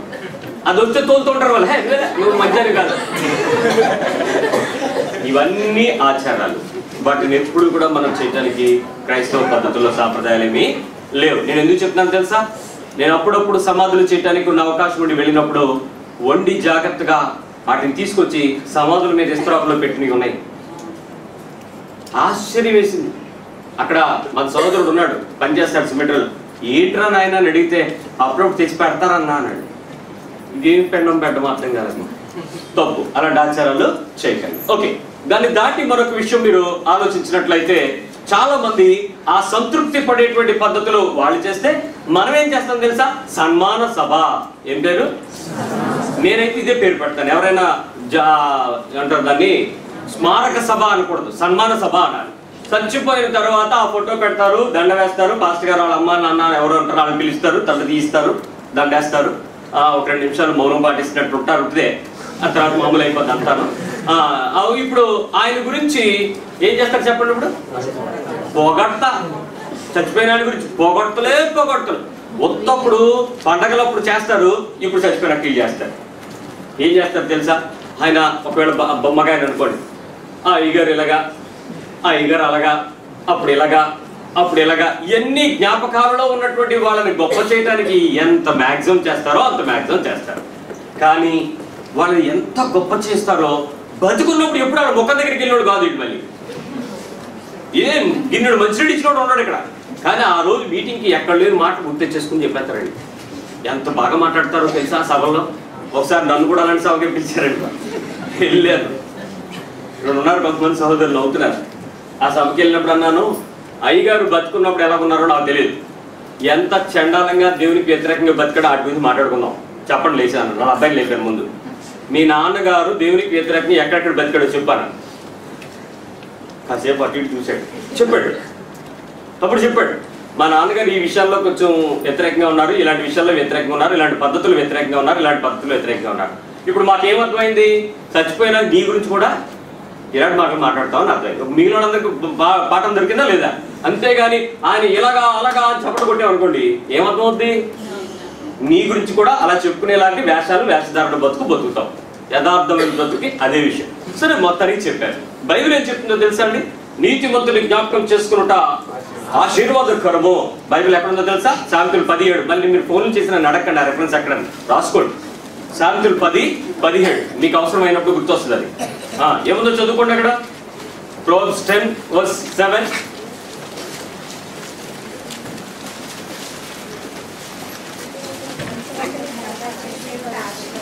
చూసారా?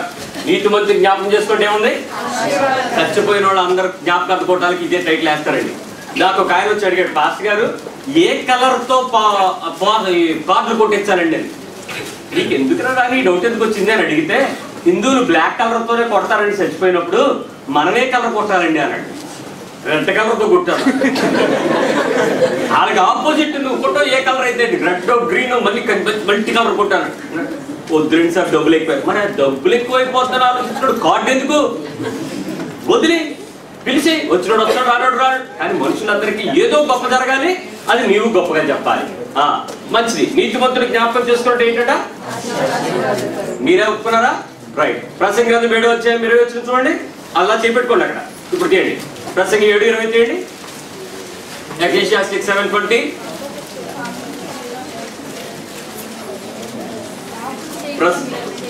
తీసారా? తీసి చూడండి అమ్మా. ప్రసంగి గ్రంథం 7వ అధ్యాయము 20వ వచనంలో, పాపము చేయక మేలు చేయుచుడు నీతిమంతుడు భూమి మీద. నీతిమంతుని జ్ఞాపకం చేసుకున్నట. నీతిమంతుడు ఒక్కడు కూడా. మరి చచ్చిపోయినాడు ఎవడు? నా సిద్ధాంతం తప్ప? చచ్చిపోయినాడు నీతిమంతుడా? పాపం చేయలేదా? ఆ పాపం మనం చేయకుండా ఉండడానికి, బుద్ధి చెప్పుకోవడానికి సభ ఏర్పాటు చేయాలి. అంతేగాని సన్మాన సభలాగా పొగడ్తలు గొప్పలు చెప్పాల్సిన అవసరం లేదు అక్కడ ఎవరి గురించి కూడా. అంటే నీవు చేసే ప్రవర్తన అంతటితోనూ దేవునిని గణపరచడానికి, దేవునిని మహిమపరచడానికి నీ జీవితంలో ఒక దినం ఉంటే ఆ దినము, ఆ రోజు ఎంత గొప్పగా దేవునికి మహిమ వస్తుంది అనేది నువ్వు జీవించడానికి ప్రయత్నించాలి. అంతేగాని ఈ రోజు జీవించిన జీవితానికి రేపటి దినము నీ పరిస్థితి ఎలా ఉంటుందో తెలియదు. కాబట్టి జ్ఞాపకం చేసుకోవడానికి ఈ వాక్యాలు ఎత్తిపెట్టి రాసేసుకునే నీతిమంతులు పిల్లలకి ఖచ్చితంగా తల్లిదండ్రులు నీతిమంతులాగే కనబడతారు. కాబట్టి తల్లిదండ్రుల పరిస్థితులు జరిగినప్పుడు మా తండ్రి, మా తాతగారు, లేకపోతే మా నాన్నగారు చాలా మంచోళ్ళు అండి, మంచిదే, కానీ పాపం లేకుండా మాత్రం బతకలేదన్న విషయం గుర్తించుకో. అందుకే రక్షించబడిన విశ్వాసి జీవితంలో మరణము ఏ రీతిగా అంగీకరించబడింది అనేది చూడాలి తప్ప దాని తర్వాత సెలబ్రేషన్స్ గురించి బైబిల్ ఎప్పుడు కూడా చెప్పలేదండి. అయితే యేసుక్రీస్తు వారు నీతిమంతుడు కాబట్టి, ఆయన తిరిగి లేచాడు కాబట్టి ఆయన గురించి జ్ఞాపకం చేసుకోండి. అదే చెప్తుంది వాక్యం. తిరిగి లేచడానికి ప్రసంగి గ్రంథానికి ముందు ఎవరు లేవలేదు, తర్వాత లేచిన ఆయన కాబట్టి ఆయన్ని జ్ఞాపకం చేసుకున్నట్టు మంచిది. ఆయనను ఎలాగ తిరిగి లేచాడో అనే విషయం గుర్తు చేసుకోండి. అంతేకాదు చనిపోయిన మనలందరూ ఆయన ఏం చేస్తానన్నాడు? తిరిగి లేపుతానన్నాడా లేదా? ఏం చెప్పండి? నా యందు మృతి లేని వారు తప్పక లభిస్తారా లేదా? చెప్పారు, లేచిపోతారు. సో ఇప్పుడు నువ్వు ఎలాంటి పరిస్థితులు అయినా నువ్వు చనిపోయిన తర్వాత తిరిగి లేస్తావు కాబట్టి, లేస్తావు అనే దాని గురించి ఆలోచించాలి కానీ చచ్చిపోయిన రోజు గురించి ఇప్పుడు మనం పెద్ద సీరియస్ గా చింతించాల్సిన పని లేదు. అయితే ఏమి తప్పులు చేశారు చనిపోయిన వారు మనకి ఏం నేర్పిస్తున్నారు, ఏమి ఒప్పులు చేశారు తిరిగి లేచిన వాడు మనకు నేర్పిస్తున్నాడు.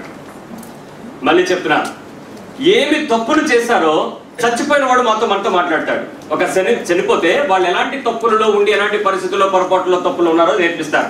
తిరిగి లేచిన వాడు ఎవరు? మనకేం నేర్పిస్తాడు? నువ్వు ఎలాంటి ఒప్పులు కలిగి చేయాలో అనే బోధ నీకు నేర్పిస్తాడు. అందుకని యేసుక్రీస్తు వారిని జ్ఞాపకం చేసుకున్నావు తిరిగి లేచేవాడు కనుక. చచ్చిపోయిన వాడి గురించి పెద్దగా బాధపడాల్సిన పని ఏమీ లేదు అన్న విషయాన్ని గమనిద్దాం. మీకు అర్థం కావడానికి మరొక మాట చెప్పాలి. ప్రసంగి గ్రంథం 3వ అధ్యాయం, ఎక్లెసియాస్టిక్స్ చాప్టర్ 3:18. ప్రసంగి గ్రంథంలో చాలా మంది మంచి విషయాలను చదువుతారు, కొన్ని విషయాలను సీరియస్ గా తీసుకోకుండా వదిలిపెడుతూ ఉంటారు. వాటిలో ఉన్న విషయం ఏంటో చూద్దాం. 18వ అధ్యాయం 18వ వచనం, 3వ అధ్యాయం, చాప్టర్ 3:18. కాగా తాము మృగముల వంటి మృగములకి కొంచెం వాడుక భాషలోకి వచ్చేద్దాం. మృగము అనే దానికి వాడుక భాష ఏంటి చెప్పండి? జంతువు కన్నా ఇంకొంచెం పశువు బాగుంది కదా, కలిచారు. కాగా తాము పశువుల వంటి వారమని నరులకు తెలుసుకున్నట్లు దేవుడు వారిని విమర్శించినట్లు ఇలాగ జరుగుతున్నదని అనుకుంటుని. నరులకు సంభవించినది ఏదో అదే పశువులకు సంభవించును, వారికిని వాటికిని కలుగు గతి ఒకటే. నరులు చచ్చునట్లు పశువులు చచ్చును, సకల జీవులకు ఒకటే ప్రాణము, పశువుల కంటే నరులకు ఏమీ ఎక్కువ లేదు, సమస్తము. ఇప్పుడు చెప్పండి, ఏంటి ఇంపార్టెన్స్? మీ ఇంట్లో కుక్క చచ్చిపోతే దానికి ఏమైనా సన్మాన్ సభ పెట్టారా, సంతాప్ సభ పెట్టారా, గుర్తింపు సభ పెట్టారా? ఒక ఆవో గేదో పెయ్యో చచ్చిపోతే దానికి అలాంటి మీటింగ్లు ఏమైనా పెట్టారా? ఆవులకి గేదె లేదు. మరి మనుషులకి ఎందుకు పెడుతున్నారు? అవేవి పాత నిబంధన కాలం నుంచి కొత్త నిబంధన కాలం వరకు ఒక్కడికి కూడా జరగలేదు. కానీ ఈ ఆధునిక నూతన యుగంలో ఇది చాలా ఇంపార్టెంట్ గా, ప్రెస్టీజ్ గా తీసుకుంటున్నారు. నీ దినమును బట్టి ఆ రోజు నిజంగా దేవునికి మహిమ వెళ్లాల్సిన పద్ధతిలో మనం పాడు చేసుకోవాల్సిన నెసిటీ అయితే ఏమీ లేదు ప్రియరా. ఇక దాన్ని ఇంకొంచెం ముందుకెళ్తే డెత్ యానివర్సరీస్ అనేవి ఇంకా అసలు చేయటానికి, అసలు డెత్ డే ఇంపార్టెంట్ కాదంటే డెత్ యానివర్సరీ క్వశ్చన్ ఎక్కడ వస్తుంది? అవి కూడా పెద్దగా చేయాల్సిన నెసిటీ ఏమి కూడా లేదనే విషయం గుర్తించండి. ఎందుకు అంటే బైబిల్ చెప్తుంది, మొదటి తెస్సలోనికీ పత్రిక 4:13 మీరు చచ్చిపోయినట్టే పాస్ గారు మీకు బైబిల్ తీసి చదివే ఫస్ట్ వాక్యం ఇదే. మొదటి కొరింథీ పత్రిక మొదటి తెస్సలోనికీ 4:13 కంటలో పెట్టేసుకోండి ఎవరొస్తున్నారా. మొదటి తెస్సలోనికీ 4:13 సహోదరులారా, కొంతమంది భలే మాట్లాడుతూ ఉంటారు. ఇలాంటి టైంలో నాకు భలే నవ్వొస్తూ ఉంటుంది. వాళ్ళ భాష వేరుగా ఉంటుంది, పాస్టర్ల భాష. ఆ టైం మారిపోతుంది. అప్పటి వరకు ఒకలా ఉంటారు, ఆ క్షణంలో మారిపోతారు. సహోదరులారా నిరీక్షణ లేని, ఆ బాధ ఎందుకు పడాలో అర్థం కావట్లేదు. ఏమండి మాకు ఎప్పుడు ఏమి వింటాం అదే మాట్లాడండి భాష గారు అన్నా కూడా ఆ గౌనీగా నా భాష వచ్చేస్తుంది. ఆ లాంగ్వేజ్ ఆ కష్టం మారిపోద్దేమో. మరి చూడండి ఏముందో, ఏముంది? నిరీక్షణ లేని ఇతరుల వలె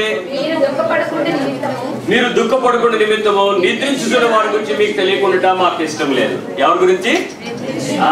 యేసు చనిపోయి తిరిగి లేచాడని మనం నమ్మితే అదే ప్రకారం యేసునందు నిద్రపోతున్న వారు కూడా ఖచ్చితంగా ఏం చూస్తారు? రోజు లేచిపోతారు. ఎంతమంది నమ్ముతున్నారు ఈ మాట? నమ్ముతున్నారా? ప్రసాద్ గారు నమ్ముతున్నారా? దేవుని స్తోత్రం, హల్లెలూయా.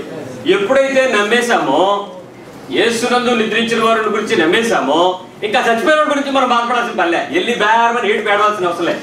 సంఘంలో చూశానండి, ఒక ఇంట్లో చూశారు, ఆవిడ చనిపోయింది. దూరం నుంచి వచ్చినంతసేపు వీళ్ళు చక్క కూర్చొని మాట్లాడుకుంటారు. అదేంటే ఇదేంటే ఆవిడ అలా దగ్గర రావడానికి మాయమ్మో రావాలి అలా ఏడవడం మొదలెట్టగా ఈయనంతా ఒకసారి ఏడ్చారు.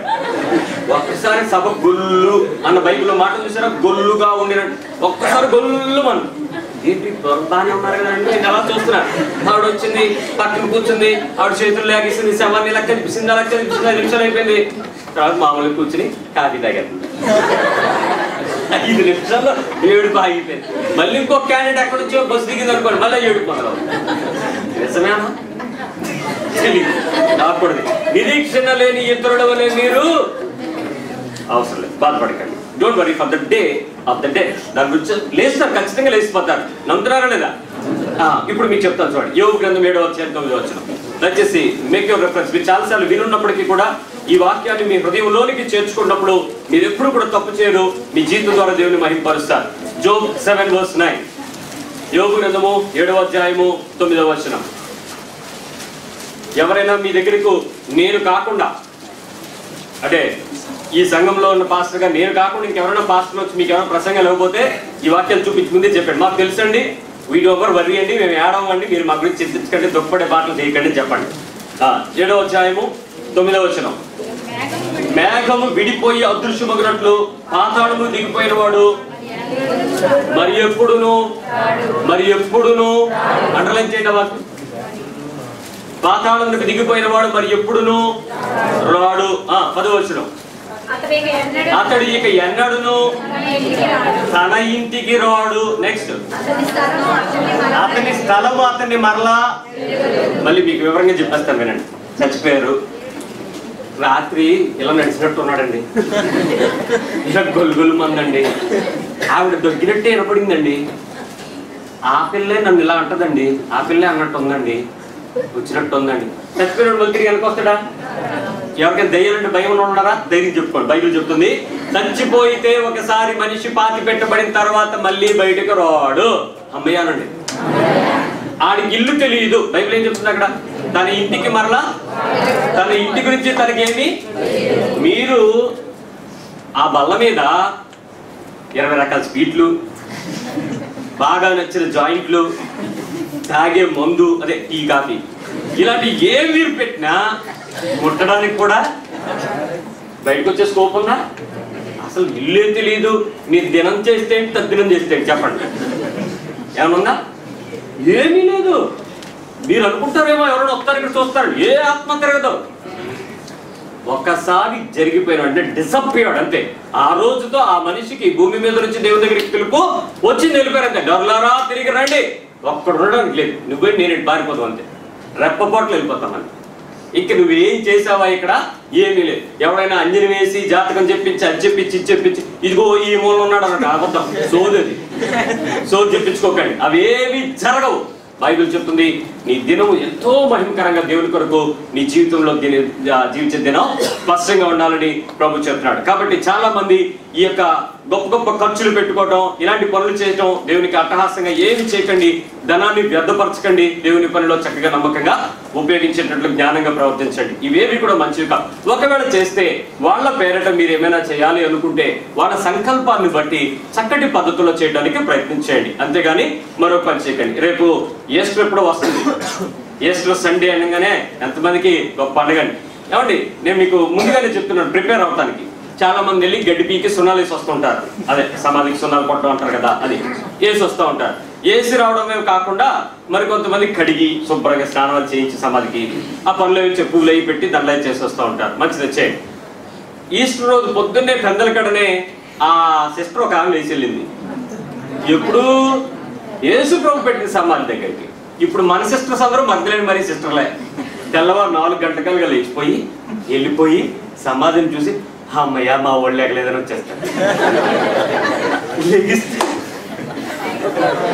రాయి పక్కుంటే పరిస్థితి పైపు చూడిపోతే ఏంటి పరిస్థితి చెప్పండి. ఎంత ధైర్యం కదా అమ్మయ్య లేగలేదని అవన్నీ అక్కడ పెట్టేసి హాయిగా వచ్చి ఒడుగు తినేది. నువ్వు చేసే పని మహిమకరంగా ఉందా? ఎవరి కోసం చేస్తున్నావు? ఎవరో ఏమని అనుకుంటున్నారని చేస్తున్నావా? చాలా అసహ్యకరమైన పని, దేవునికి మహిమకరం కాని పనులు చేయకండి. మీ ద్వారా దేవుడు మహిమపరచబడాలి. దేహాలతో దేవుని మహిమపరచండి. ఈ దినాలను మధ్య మీరు అవమానకరమైన జీవితాలను, లజ్జాకరమైన జీవితాలను, అన్యులకు మీకు తేడా లేని జీవితాలను, ఈ ఆచారమని, సాంప్రదాయమని, పద్ధతిని, నిబంధనని, ఇలాంటి మనుషుల మాటలకు ఎందుకు లక్ష్య పెడుతున్నారు? ఒక సిస్టర్ గారు వచ్చి చెప్పారు, మా ఆయన చనిపోయారండి, మా పిల్లలు మా ఆయనకి ఏ మర్యాద చేయలేదని చచ్చిపోయిన తర్వాత ఇప్పుడు 6 సంవత్సరాలు అయింది, అందుకని మీ సంఘంలో చేరిపోతున్నాను, నేను చనిపోయేటప్పటికి మరి నా కార్యక్రమం అంతా మీరే చేయాలని చెప్పి 10,000 ఇచ్చిందంట. చేస్తానమ్మా 10,000. సరే మంచిది. నేను వెంటనే హర్దీప్ ద్వారా ఒక స్నేహితుడు ఉన్నాడు ఆ సిమెట్రీలో, ఆయనకి ఫోన్ చేసి, నాన్న ఆవిడ పేరు ఫలానా, ఏజ్ +or- 2 వేసుకో, నేను 2 సంవత్సరాలు అట్టే అవ్వచ్చు, ఇటు అవ్వచ్చు, ముందు అవ్వచ్చు, ఓ సమాధికి స్లాట్ బుక్ చేయను అంటే తను రిజర్వ్ చేశాడు. నెంబర్ చెప్పాడు. ఆ రిసీప్ట్ పట్టుకొచ్చి ఆవిడకి ఇచ్చాను. అమ్మాయి ఇప్పుడు మీరు చచ్చిపోతే దాచిపెట్టే నెంబర్ ఇదే అని, ఒకసారి వెళ్ళి చూసుకోండి అని ఎప్పుడైనా వెళ్ళినప్పుడు. ఎదురు బాబు నువ్వు నమ్మాలి కదా నీ సమాధి ఎలా ఉంటుందో చూడడానికి, ఒకసారి వెళ్ళి చూసుకో. నువ్వు 10,000 ఇచ్చావు కదా, వాళ్ళు రాసింది 12,200 ఉంది, ఇది గ్రానైట్తో కలపడానికి. ఆ 2,000 నేను వేసుకుంటాను పర్వాలేదులేమ్మా అన్న. లేదు బాబు నేను ఇచ్చేస్తాను లేదు, మరి వెళ్ళి చూసుకుని రండి, మీకు ప్లేస్ ఓకే అనుకుంటే లేదు తర్వాత చూద్దాం. అయిపోయింది. ఆవిడ చూసి వచ్చింది. ఆవిడ చూసి వచ్చేసిన తర్వాత నేను కొన్ని కాగితాలు తీసుకొచ్చి ఆవిడని సంతకాలు పెట్టండి అమ్మా అంటే, ఆవిడ ఏమందంటే, ఎందుకు బాబు ఈ సంతకాలు ఇప్పుడే పెట్టించుకుంటున్నాం, ఎందుకు మా అబ్బాయి వాళ్ళు ఇప్పుడే అనలేదు నాకు అని. మీరు చనిపోయిన తర్వాత మీ అవయవాలన్నీ మేము దానం చేస్తామమ్మా. ఏంటి చచ్చిపోయిన తర్వాత నీ బాడీని కొల్లబెట్టడం నాకెందుకు, పాడు చేసి డబ్బు లేదు పాడు చేయడం, సమాధి అక్కడే ఉంటుంది, నీ పేరు అక్కడే ఉంటుంది, రిజిస్టర్లో చచ్చిపోయిన దానిలాగే ఉంటుంది, లోపల పాటలన్నీ మేము వేరే వాళ్ళకి అవయవ దానం చేసేస్తాను. అదేంటి పునరుద్ధానంలో మరి నేను ఎలా అడుగుతాను? ఎంతమందికి భక్తి పొరలండి, చచ్చిపోయిన తర్వాత తిరిగి వేసినప్పుడు నేను ఎలా అడుగుతాను? నువ్వు ఒకవేళ హ్యాండిక్యాప్డ్గా పుట్టావు అనుకో, నీ కాలు చేయలేకుండా, చచ్చిపోయిన లేచి పరలోకంలోకి వెళ్ళిన తర్వాత నీకు హ్యాండిక్యాప్డ్ ఉంటావు అనుకున్నావా? ఉండవు కదా, మరి నీకేం ప్రాబ్లం? ఇప్పుడు యాక్సిడెంట్ అండి, నా కాలు పోయిందండి, నేను కరకాలు పెట్టి బతుకుతున్నానండి, నేను తిరిగి లేచినప్పుడు ఎలా ఉంటుంది? నాకు 2 కాళ్ళు ఉంటే ఉండవా? కాబట్టి నీ అవయవాలు ఉంటే ఏంటి, లేకపోతే నువ్వు మనిషిని బతికేస్తుంది కదా, అందుకని అవయవ దానం సర్టిఫికేట్ పెట్టాను, సంతకాలు పెట్టాను. ఒక విషయం ఆలోచన అబ్బాయిని అడిగి పెట్టాను. అదేమి 10,000 ఇచ్చి మా ఆయనకి ఏమి జాగ్రత్త చేయలేదు, నువ్వు చేయన్నావు, నేను చేస్తానంటే నా పద్ధతి ప్రకారం నువ్వు ఒప్పుకోనంటున్నావేమమ్మా? చాలా మందికి అదే ఆలోచనతో. నిజానికి ఆవిడకి చక్కగా చెప్పాను, ఎందుకంటే నీ బ్రతుకులో నీ కళ్ళు ఉపయోగపడతాయి, ఊపిరితిత్తులు ఉపయోగపడతాయి, గుండెకాయ ఉపయోగపడతాయి, కిడ్నీలు ఉపయోగపడతాయి, లివర్ ఉపయోగపడుతుంది, అవసరమైతే నరాలు ఉపయోగపడతాయి. నువ్వు బతికుండగా రేపు చచ్చిపోతాను, ముందు రోజు బ్లడ్ తీసేస్తాను, అది కూడా ఉపయోగపడుద్ది. ఎందుకమ్మా నువ్వు బాధపడతావు? బాబు 10,000 ఇచ్చాను. బతకాలనే ఆశతో బతుకు చచ్చిపోయే రోజు ఎలా ఉంటుందో నీకు తెలియదు. ఈ రోజు నుంచి మరణ దినం గురించి ప్లాన్లు వేయకు. ఏ రోజు చనిపోయినా ఆ దినము నేను దేవుని పక్షంగా ఉండగలను బ్రతుకు. అంతేగాని మా ఆయన సరిగ్గా చేయలేదు, మా పిల్లల నిందలేస్తూ బతికేనా? ఈ రోజు నీ బ్రతుకులో నిందారహితంగా బ్రతికి చూపించావు, అది దేవునికి మహిమకరంగా బ్రతకాలి అని చెప్పిన తర్వాత ఆ అమ్మాయి, ఆవిడ చాలా పెద్ద ఆవిడ, ఒప్పుకుంది. చాలా తర్వాత ఆవిడ మన మధ్యలో ఉన్నారు, ఆవిడ ఒప్పుకున్నారు.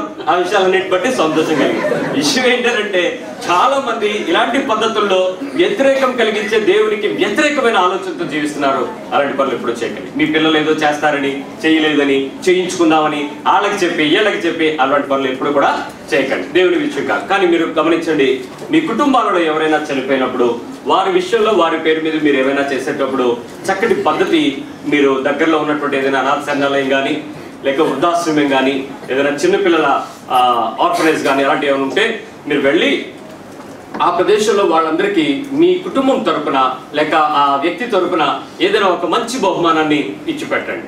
తప్పు ఏం చేస్తారో తెలుసా? మీరు అక్కడికి వెళ్ళి మా మామయ్య గారు చనిపోయారండి, మరి మంచిగా ఈరోజు మీ ఓల్డ్ ఏజ్ వాళ్ళందరికీ మంచి దమ్ బిర్యానీ, 2 జాయింట్లు, మటన్ కర్రీ, ఫిష్ ఫ్రై మంచిగా భోజనం పెట్టేయండి వాళ్ళంట. ఎంతో వద్దండి ఆయన లెక్కేసి చెప్తాడు. పాపం 5,000, 4,000, 10,000 మీరు ఫుల్గా పెట్టేస్తారు. మీరు వండించేస్తారు, మీరు కూడా వెళ్తారు, తింటారు, మీకు నచ్చుద్ది.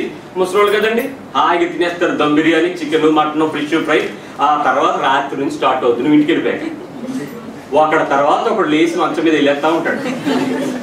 వాళ్ళకి మీరు ఇచ్చిన బిర్యానీ కన్నా ఫినాయిల్కి వచ్చి ఎక్కువైపోతుంది. ముసలోళ్ళు అండి, నోటికి రుచుకోగలుగుద్ది, దడ్డం లాగేస్తారు.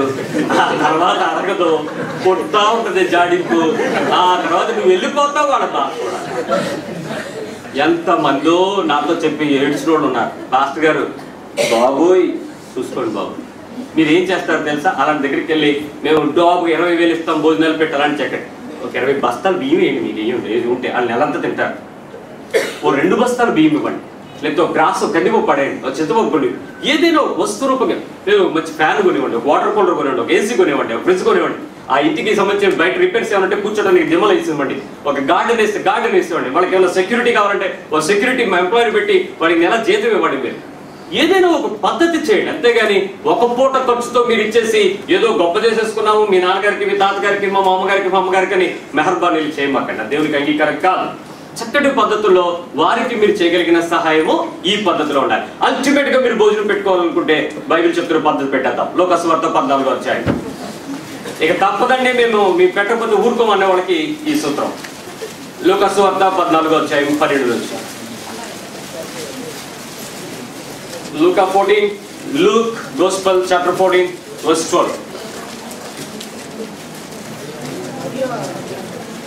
మరియు ఆయన తను పిలిచిన వాటితో ఇట్లా, నీవు పగటి విందు గాని రాత్రి విందు గాని చేయదలిచినప్పుడు నీ స్నేహితులు పిలవద్దు, సహోదరులు పిలవద్దు, బంధువులు పిలవద్దు, ధనవంతులైన నీ పొరుగువారిని పిలవద్దు. వారు ఒకవేళ నేను మరలా పిలుతురు కనుక నీకు ప్రత్యుత్తరం కలుగును. అయితే నీవు విందు చేయనప్పుడు పేదలను, అంగహీనులను, గుడ్డివాడును పిలువు. నీకు ప్రత్యుత్కారం చేయటకు వారికి ఏమీ లేదు, బొచ్చి తప్ప. కనుక నీవు ధన్యుడు. నీతిమంతుల పునరుద్ధానమందు నీవు ప్రత్యుత్కారం పొందు. పునరుద్ధానం ఒకటి ఉంది, చనిపోయి తిరిగి లేస్తావు. ఆ రోజు నీకేమొస్తుంది? గొప్ప గ్లోరీ దొరుకుతుంది. ఎప్పుడు? నువ్వు వీళ్ళతో భోజనం పెడితే. కాబట్టి వీళ్ళు ఎప్పుడు దొరుకుతారు తెలుసా? శనివారం ఖచ్చితంగా రైల్వే స్టాండ్లో దొరుకుతారు. మీరు ఎప్పుడు కావాలన్నా నన్ను సంప్రదించండి. మీ ఇంటికి ఎంతమంది కావాలన్నా నేను పంపగలను. కళ్యాణ మండపమే బుక్ చేస్తారు, అసలు హోటలే బుక్ చేస్తారు, మీ ఇష్టం. వాళ్ళు రెడీ, మీరు రెడీయా?